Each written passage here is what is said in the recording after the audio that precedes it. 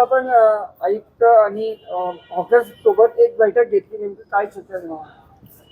आम्ही हॉकर्सवाले आम्हाला भेटले होते आणि त्यांची मागणी होती की फेरीवाला धोरण असेल, शासनाचं धोरण असेल, तशा पद्धतीने आम्हाला न्याय मिळावा. आणि मी आयुक्त साहेबांना पत्र दिलं होतं, विनंती केली होती की आपण याची बैठक लावी. आज त्यांची समिती आणि आमची बैठक लागली. त्याच्यातून बऱ्याच ज्या काही शासनाचे गाईडलाईन्स आहेत त्या पद्धतीने त्यांना सूचना देऊन आणि जेणेकरून हॉकर्सच्या काही जबाबदाऱ्या म्हणजे अतिक्रमण रस्त्यावरती काही ठिकाणी जसं कावेरी चौक असेल, नेहरू चौक असेल, जिथे लोकांना रस्त्याला अडथळा होणार नाही अशा पद्धतीने त्यांनी सुद्धा काळजी घ्यावी, स्वच्छता ठेवी, त्यांनी स्वतः डस्टबिन ठेवे, अशा दोघी सूचनातून मला वाटतं. आणि ज्यांची नोंदणी झाली असेल त्याच्यावरती विनाकारण कारवाई होणार नाही याची दखल घेऊन मला वाटतं आज मिटिंग घेतलेली आणि एक चांगल्या पद्धतीने मिटिंग झालेली आहे. भविष्यात त्याचा पाठपुरावा करून एक जळगाव शहराचा विकास एक ध्येय ठेवून मला वाटतं हॉकर्सवाला सुद्धा एक सेवा देणारा घटक आहे आणि त्यांच्यापासून इतर लोकांनाही अडचण होणार नाही आणि महापालिकेकडून काय मदत होतील अशा पद्धतीने एक समन्वयाची मिटिंग इथे झालेली.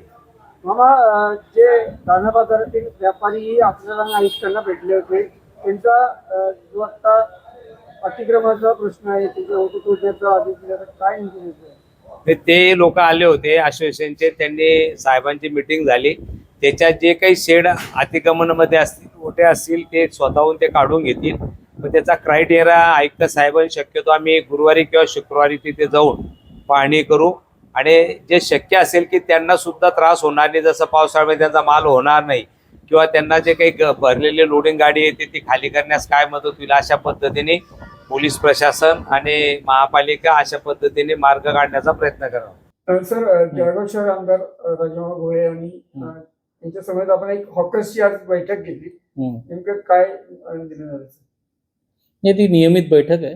3-4 महिन्यातून एकदा बैठक होणे अपेक्षित आहे फेरीवाला धोरणाच्या अंतर्गत. त्याच्यामध्ये काही अजेंडा असतो.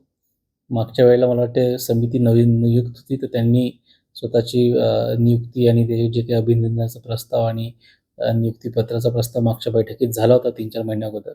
आजच्या घडीला मी नवीन असल्यामुळे त्यांनी परत परिचय करून दिला आणि आम्ही टप्पे ठरवले की आज अगोदर इथे काय काय काम झालं आहे, हायकोर्टचे काही आदेश होते त्याच्यामध्ये आणि मग शासनाच्या पण फेरीवाला धोरणाच्या अनुषंगाने काही सूचना होत्या.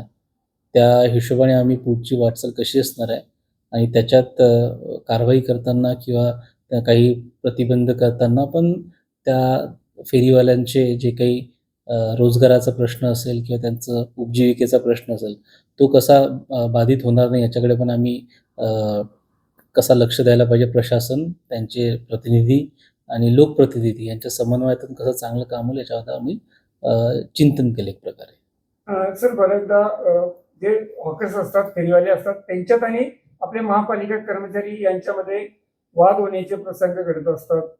म्हणजे महापालिका कर्मचारी त्यांना नियमाने काम करत असतात, त्यांच्यावर कुठेतरी वाद होतात. तर हा वादासाठी काही समन्वय साधला जाणार आहे? वाद निश्चित आहे, बिकॉज उपजीविकेचा प्रश्न असतो. बट इथून पुढे आपण स्ट्रिक्टली एन्फोर्स करू की कोणावर पण पार्शलिटी होणार नाही. आम्ही याची दखल घेऊ आणि सर्वांवर समान न्यायाच्या आधारे आम्ही कारवाई करू, एवढंच आम्ही सुनिश्चित करू शकतो.